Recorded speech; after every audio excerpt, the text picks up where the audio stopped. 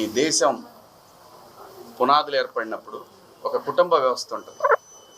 కుటుంబ వ్యవస్థ ఈ ప్రపంచంలో అత్యద్భుతంగా ముందుకు వెళుతున్న ఏకైక వ్యవస్థ భారతదేశం.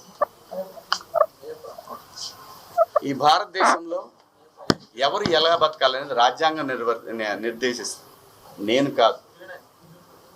ఒకవేళ ఎవరి హక్కులకైనా భంగం కలిగినప్పుడు దానికి ఇలాంటి వ్యవస్థలు ఉంటాయి.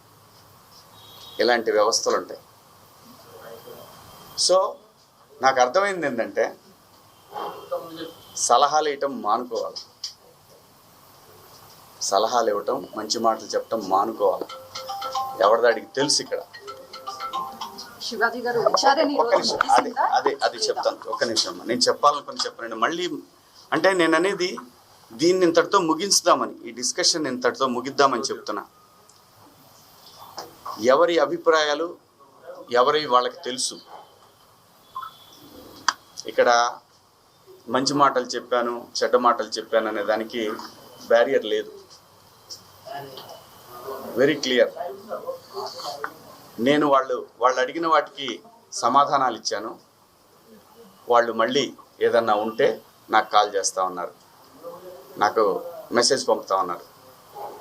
నేను అన్నాను, నా వల్ల ఎవరన్నా ఇబ్బంది పడినాన్ని మీకు నేను ఇబ్బంది పెట్టానని మీకు ఎవరన్నా డైరెక్ట్గా వచ్చి కంప్లైంట్ ఇస్తే అప్పుడు కూడా నేను వచ్చి మీకు సమాధానం చెప్తాను మేడం అని చెప్తాను. థ్యాంక్ యూ అండి. కనిపిస్తుందండి. సో అపాలజీ చెప్పారు, కానీ ప్రకాష్ రాజ్ మాత్రము ఇప్పటికీ చెత్తగా మాట్లాడాడు. శివాజీ ఆడవాళ్ళ పట్ల గౌరవమే లేదు అని చెప్తున్నాడు. ఏం చెప్తారు మీరు? నేను ఇంకా చూడలేదండి, చూసినాక చెప్తాను. సార్, మీరు ఇచ్చిన ఎక్స్ప్లెనేషన్ తోని ఇప్పుడు ఈ మహిళా కమిషన్ యాక్సెప్ట్ చేశారు సార్?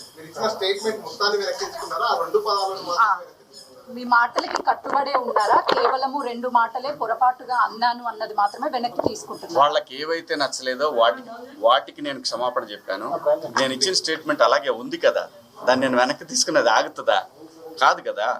నేను మంచి చెప్పటం తప్పు అనేది నాకు అర్థమైంది. మీకు సోషల్ మీడియాలో విపరీతమైనటువంటి ఒకటే, ఏమవుతుందంటే ఎవరినో పొగిడే తర్వాత ఇంకా ఎవరినో విమర్శించినట్టు అవుతుంది. కాబట్టి ఈ విషయాన్ని ఇంతటితో వదిలేద్దాం. దయచేసి అందరూ కూడా ఎవరి అంతరాత్మలకు వాళ్ళకి తెలుసు ఏం జరుగుతుందనేది. అందరి అభిప్రాయాలను గౌరవిద్దాం. నా బుద్ధి గడ్డి తిని మీ నాన్న చెప్పడా మీ ఇంట్లో? మీ అమ్మ చెప్పదా మీ ఇంట్లో? అంత ద్వేషం ఎందుకు పెంచుకుంటున్నారు? వినా స్త్రీయ జననం నాస్తి. స్త్రీ లేకపోతే ప్రపంచమే లేదు. అసలు ఈ మానవాళ్లే లేదు. ఏ మగవాడు కూడా తన ఇంట్లో తన భార్య, తన బిడ్డ, తన అక్క చెల్లెళ్ళు, తన కుటుంబాలు ప్రతి ఒక్కడికి ఉంటాయి. ఇక్కడ ఎవరి మీద దాడి చేస్తున్నారని, ఆ డివిజన్ని తీసుకురావాలని ఎందుకు తహతహలాడిపోతూ ఉన్నారు? అందరి వాదన ఒకటే, స్త్రీని మహాలక్ష్మిలా చూసుకోవాలనుకుంటారు. ఎవరు బట్టలు ఎలా వేసుకుంటే నాకేంటమ్మా? మీరు ఎలాంటి బట్టలు వేసుకోవాలనేది మీ ఇష్టం. నేను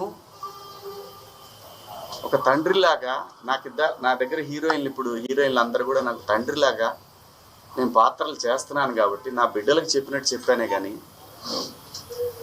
ఇంతకుముందు ఎప్పుడు ఎవరు ఏమీ అనలేదమ్మా. వాళ్ళ మీద మీరు ఇలాగే కంప్లైంట్లు ఇచ్చారా? జూమ్ మీటింగులు పెట్టుకొని మీలో మీరే? ఏమ్మా, పేర్లు పెట్టి అనగలను నేను, కానీ మీరు ఇబ్బంది పడకూడదు. శివాజీ అనేవాడు సినిమా పబ్లిసిటీ కోసం అంత చిల్లరగా దిగజారుతాడా శివాజీ? నాకు అలాంటి డబ్బు పిచ్చి, ఫేమ్ పిచ్చే ఉంటే రాజకీయాల్లో నేను ఎక్కడో ఉండేవాడిని.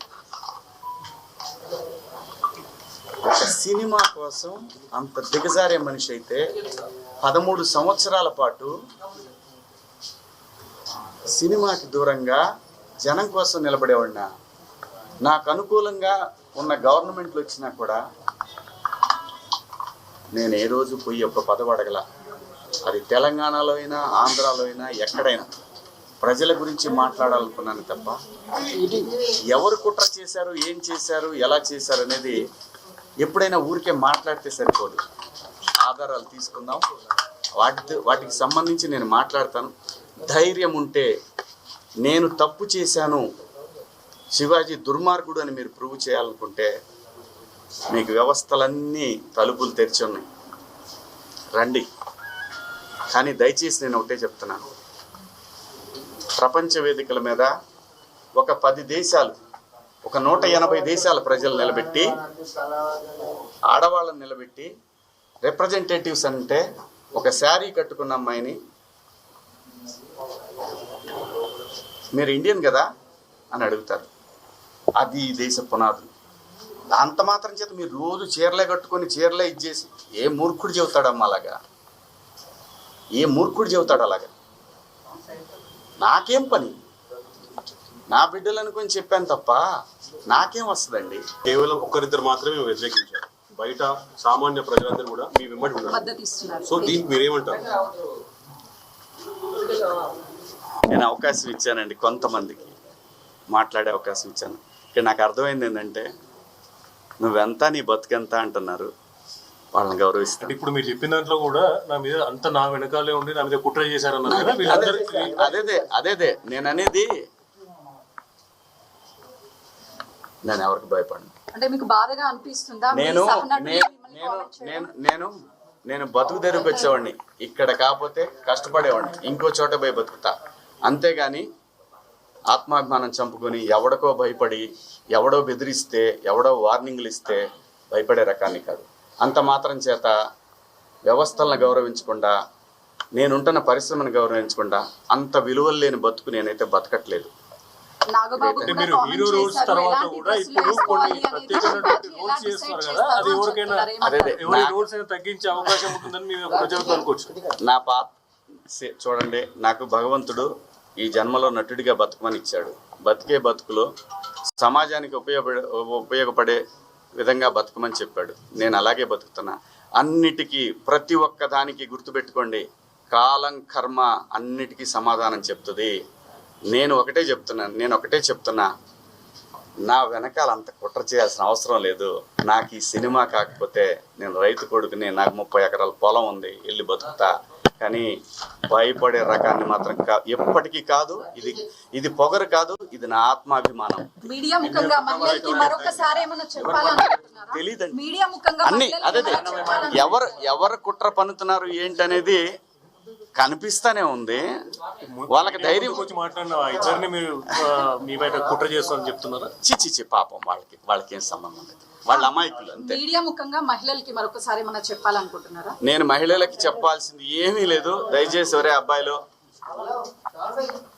మన ఇంట్లో ఆడవాళ్ళు ఉన్నారు, వీళ్ళని కూడా నాకు తెలిసి మొన్న కూడా అది క్రేజీలో జరిగిన ఇన్సిడెంట్. ఒక ఆర్టిస్టులు కనపడ్డప్పుడు జనాలు, పిల్లలు ఎగబడతారు. అదేమైందంటే ఇబ్బందికరంగా అనిపిస్తుంది. ఆ పాపం వాళ్ళకేంటంటే, నేను భాష రాదని మాత్రమే చెప్పాను కానీ లేకపోతే ఆ సలహా కూడా ఇచ్చేవాడిని కాదు.